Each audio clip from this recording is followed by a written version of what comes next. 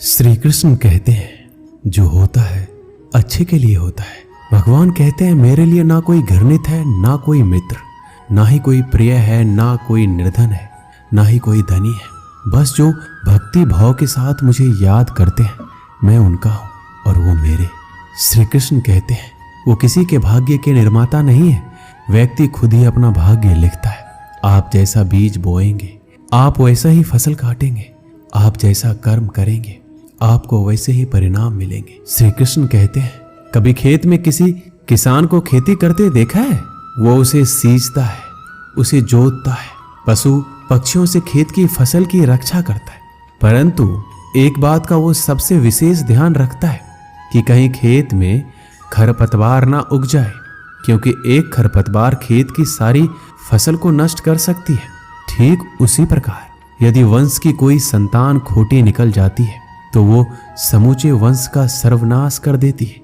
इसीलिए संतान के लालन पालन में विशेष ध्यान देना आवश्यक होता है, क्योंकि संतान वो फसल होती है जो वंश के आने वाले समय को महान बना सकती है या फिर वंश का पतन कर सकती है। श्री कृष्ण कहते हैं व्यक्ति को सदैव बुराई से बचकर रहना चाहिए।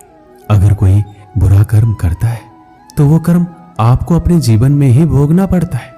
जिस प्रकार बछड़ा झुंड में भी अपनी मां को ढूंढ लेता है, वैसे ही कर्म का फल आपको हजारों की भीड़ में भी ढूंढ लेगा।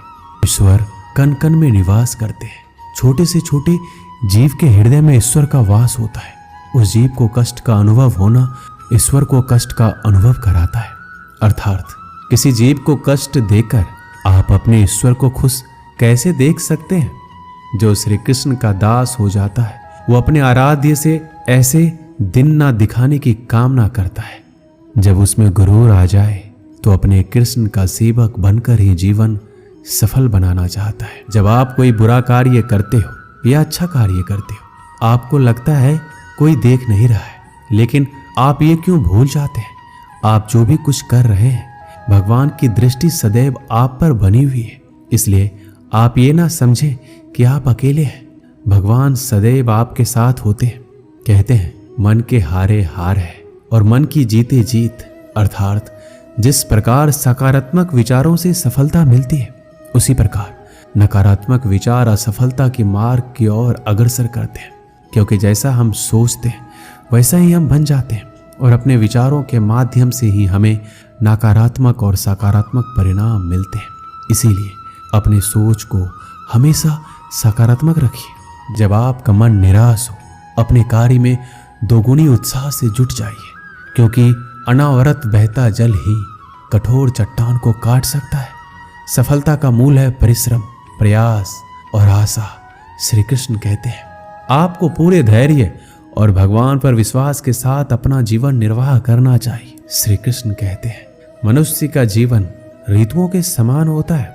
आज ग्रीष्म तो कल वर्षा, परसों शीत। तनिक संकट आया तो हम संयम खो बैठते हैं, तो तनिक ऋतु बदले तो हम अधीर हो जाते हैं।